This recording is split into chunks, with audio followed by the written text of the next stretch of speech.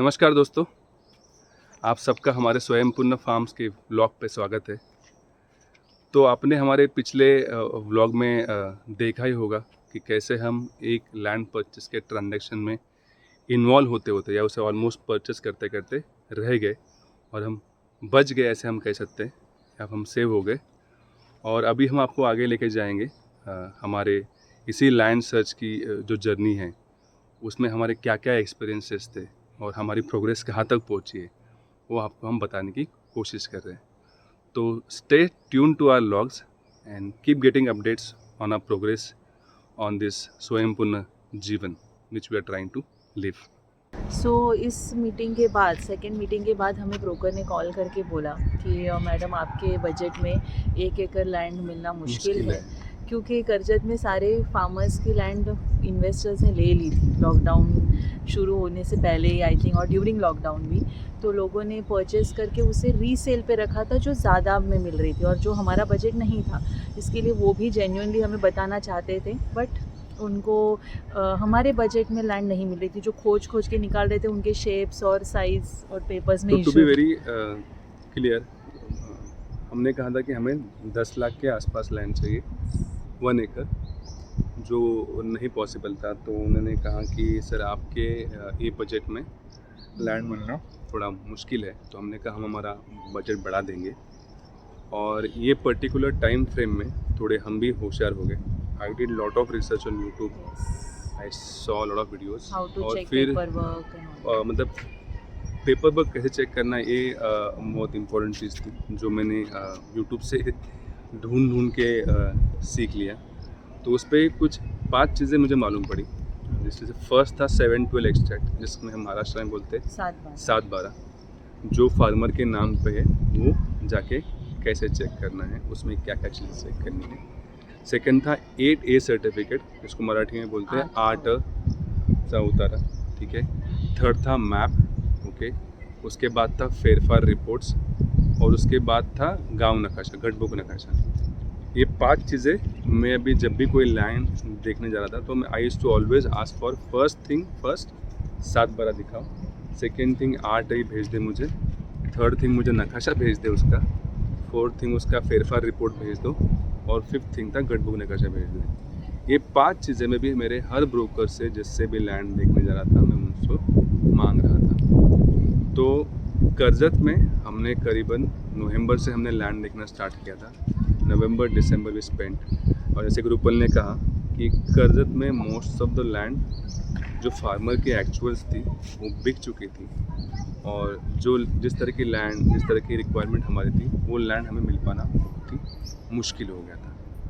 तो हमें समझ में आ गया था कि now we can not keep searching for land in Karjat and keep wasting our time. So now हम we थोड़े decided अपसेट भी हुए थे कि upset करजत तो हमारा फर्स्ट माइंड में destination था था। कि यहीं पे हमारा हो जाएगा और हमें उसके आसपास ही रेंट पे रह के हमारा काम करना है लैंड पे, and all that was like Karjat को माइंड में रख के सब डिज़ाइन हुआ था।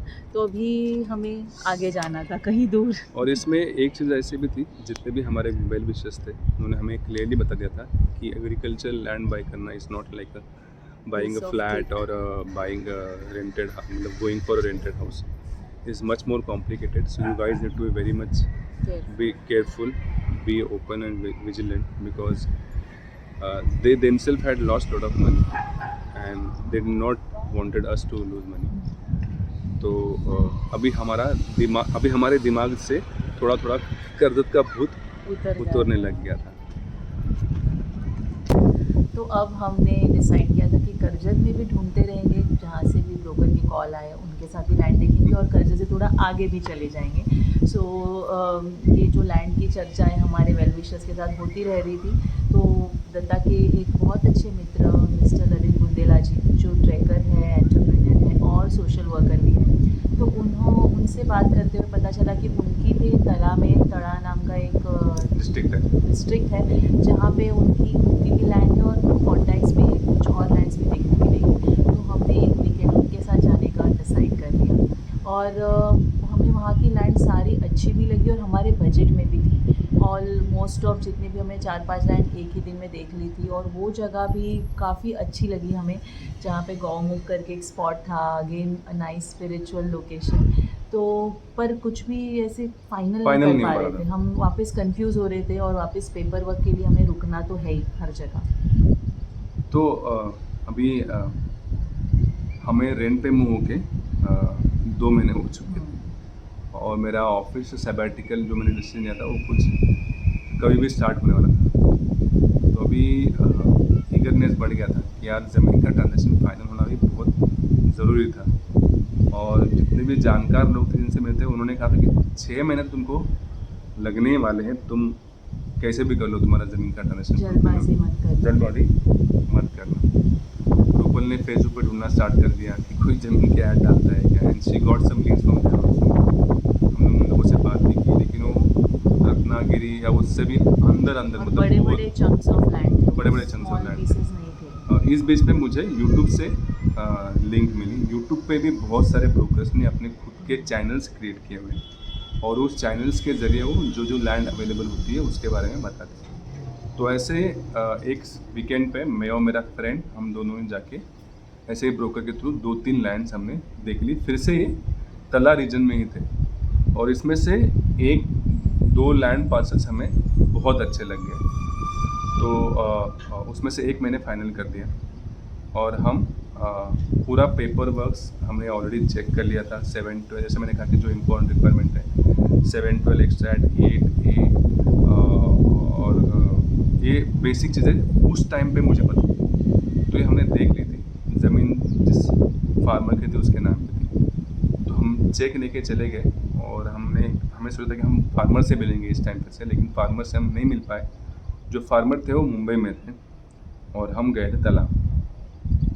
तो उनसे बात हुई और उन्होंने भी प्राइस भी हमने चेक कर लिया। प्राइस हमारे बजट में प्रॉपर्ली बैठ रहा था और जब हम चेक ऑलमोस्ट देने वाले थे हमने फिर से कहा कि इसका जो फाइनल फुल एंड पेमेंट है हम तभी देंगे जब इसकी गवर्नमेंट मैपिंग जो शासकीय मोजनी कंप्लीट होगी, उसके बाद हम आपको पूरा पैसा दे देंगे। इस बात पे हमारी गाड़ी फिर से रुक गई क्योंकि जब ब्रोकर्स से हमने फिर से बात की उन्होंने कहा कि इस पर्टिकुलर लैंड पार्सल जो है एग्रीकल्चर लैंड है इसका शासकीय मोजनी नहीं हो पाएगा।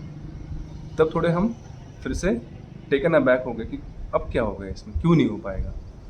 तो उसने कहा कि ये जो लैंड पार्सल है जो हम आपको दे रहे हैं वो जो पुराने ज़माने से चलती आ रही है उसकी बाउंड्री मैपिंग करके आपको प्राइवेट मेजरमेंट करके दे देंगे कि ये 2 एकड़ का लैंड है, ये 2 एकड़ का लैंड आपको निकाल के हम दे देंगे।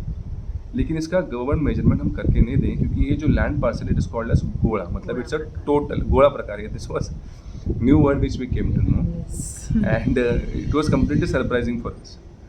तो ये जो पूरी ज़मीन थी एक 100 एकड़ का लैंड पार्सल था जो एक ही प्लॉट नंबर के अंदर आ रहा था और उस एक प्लॉट के अंदर 100 एकर्स थे और 100 एकड़ में 70 से 60-70 फार्मर्स थे ओनर्स। जिनकी ये 100 एकर्स के लैंड पूरे वो एक ही प्लॉट नंबर में डिस्ट्रीब्यूटेड। तो ब्रोकर ने कहा कि अगर आपको गवर्नमेंट मेजरमेंट करना है तो पूरे के पूरे 100 एकर्स का करना होगा आपको और 60-70 फार्मर्स उस टाइम पे उधर मौजूद होने चाहिए, उसके बाद ही आपका ये होगा। हाँ, जिनमें डिस्प्यूट भी ना हो और जो हमारे साथ ये एक्सपेंस करने के लिए रेडी हो जाए गवर्नमेंट मैपिंग। हाँ, तो फिर ये भी डील ये सेकेंड टाइम ऐसा हो रहा था कि हमारा ये डील होते होते ऑलमोस्ट फेल हो गया और this happened around Jan Feb के अराउंड हुआ था, न्यू ईयर के अराउंड हुआ था और ये भी ट्रांजैक्शन हमारी फेल हो गई। तो अब हमारी लिस्ट में और एक रिक्वायरमेंट ऐड हो गई थी कि ये चेक करना कि जो लैंड पार्सल है जिस किसी भी व्यक्ति का है क्या ये उसका जो प्लॉट नंबर है is that plot number dedicated against that single farmer या फिर उसमें और 17-18 या 30-25 या फिर 100-200 लोगों की लैंड उसमें एकत्र की हुई है। तो ये और एक रिक्वायरमेंट हमने हमारी लिस्ट में ऐड कर ली। सो वापस तड़ा में जाके और एक बात क्लियर हुई कि जो भी लैंड रीसेल लैंड्स थे हमारे जो दैट वी केम अक्रॉस वो सारे लैंड्स के पेपर वर्क क्लियर थे बिकॉज जिन्होंने भी वो बाय किया था इन्वेस्टर या जो भी बायर उन्होंने फार्मर से सारे पेपर वर्क क्लियर करके ही ट्रांजेक्शन किए होते हैं क्योंकि एग्रीमेंट बना है। तो रीसेल वाली लैंड्स के पेपर क्लियर थे, बट वो हमारे बजट के बाहर थे बिकॉज उन्होंने हमारे बजट में फार्मर से ले ली थी। पर अभी वो प्रॉफिट अर्न करने के लिए ऑब्वियसली अपना मार्जिन लगा कर ही सेल करेंगे, and then again brokers margin percentage and everything. तो अब हम तड़ा से भी निकल आए थे और हमारी प्रगति हो गई थी, हम मंडनगढ़ चले गए। मंडनगढ़ जो हमारे इस करंट लोकेशन से 4 घंटे था, तो वहाँ भी हम 2-3 वीकेंड्स गए थे। 4 घंटे आना, 4 घंटे जाना आना, इट वाज लाइक, बट फिर भी हम वो भी एक्सेप्ट कर रहे थे कि चलो शायद यहाँ अच्छी लैंड मिल जाए, इस उम्मीद से हम वहाँ भी गए। वहाँ पे 2 अच्छे ब्रोकर्स हमें मिले, नोहिद एंड मतीन, जो बहुत ही लाइक उन्होंने एफर्ट्स बहुत डाले। उन्होंने मतलब अब तक करजत, तड़ा और मंडनगढ़ तक हमारी जर्नी में हम जितने भी ब्रोकर से मिले वो सारे जेन्युइन थे। उन्होंने हमारा पर्पस जान के जेन्युइनली हमें मदद करने की कोशिश की, बट हमारे बजट में उन्होंने बहुत खोजा, सारे मैप्स ढूंढ डाले, सारे पुराने सोए हुए इन्वेस्टर्स को भी उठाया हमारे लिए और अवेलेबल की हमारे लिए लैंड, बट कुछ ना कुछ कारणवश वो कैंसिल होती रही। तो मंडनगढ़ में भी बहुत अच्छी लोकेशन है, बहुत अब तक वहाँ पे कमर्शियल चीज़ें नहीं हुई हैं, तो हमें लैंड्स अच्छे मिले, बट कोई ना कोई कारणवश वो नहीं हो पाई एग्जीक्यूट। सो करजत डिस्ट्रिक्ट, तड़ा डिस्ट्रिक्ट, मंडनगढ़ जिन रत्नागिरी, और ये सारे करने के बाद हमने तड़ा में और एक लैंड देखी। ये लैंड हमने पहले भी देख चुके थे, लेकिन उस टाइम पे जब ब्रोकर ने हमें बताई थी उसका डायरेक्शन जो था वो अलग था, और जब एक्चुअल फार्मर से बात हुई तो उसका जो डायरेक्शन था वो अलग था। तो हम थोड़े सरप्राइज हो गए, लेकिन फिर बोला कि ठीक है। तो इसके 7 टेल एक्सट्रैक्ट हमने देख लिया था, इसका 8 ए सर्टिफिकेट भी देख लिया था। इस लैंड की प्राइवेट मैपिंग ऑलरेडी फार्मर ने कर दी थी, तो अभी डायरेक्शंस भी क्लियर थे, वो सारे क्लियर थे, मतलब मेजरमेंट पूरा एरिया क्या था वो सारा क्लियर था। तो हमने ब्रोकर से फिर से बात की, उनको बोला कि इसमें जैसे कि 7 टेल एक्सट्रैक्ट में इसमें 10 से 12 लोगों की फैमिली थी। तो यहाँ पे जब मैंने ब्रोकर से बात किया तो मैंने उनको कहा कि इस पर्टिकुलर ट्रांजैक्शन को हम कैसे करेंगे।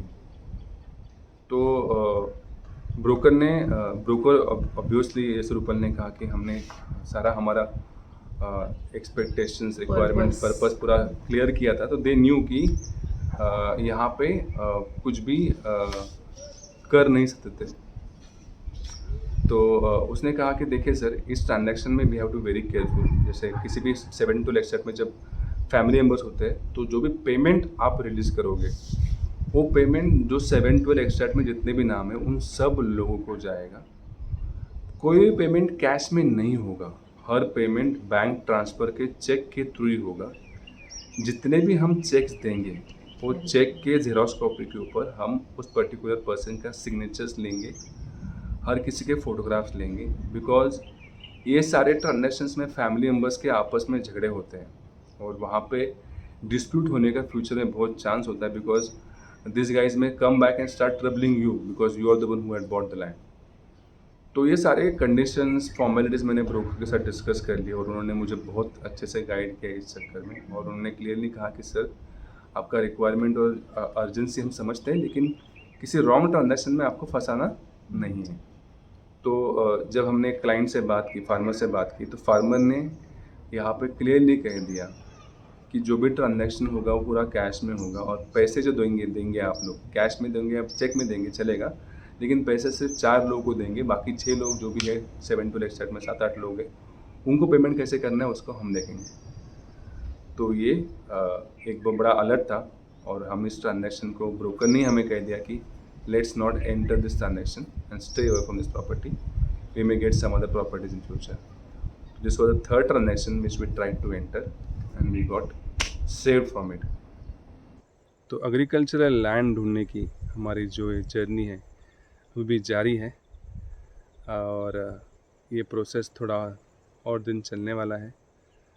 हम आपसे रिक्वेस्ट करते हैं कि हमारे स्वयंपूर्ण फार्म्स के यूट्यूब चैनल को लाइक कीजिए, शेयर कीजिए, सब्सक्राइब कीजिए और कमेंट कीजिए। आपका ये प्यार, आपके लाइक्स और कमेंट्स हमें बहुत हेल्प करते हैं, हमारा कॉन्फिडेंस बढ़ाते हैं और हमें इस हमारी जर्नी में आगे बढ़ने के लिए बहुत ही प्रेरित करते हैं। So thank you very much for watching this video. नमस्ते।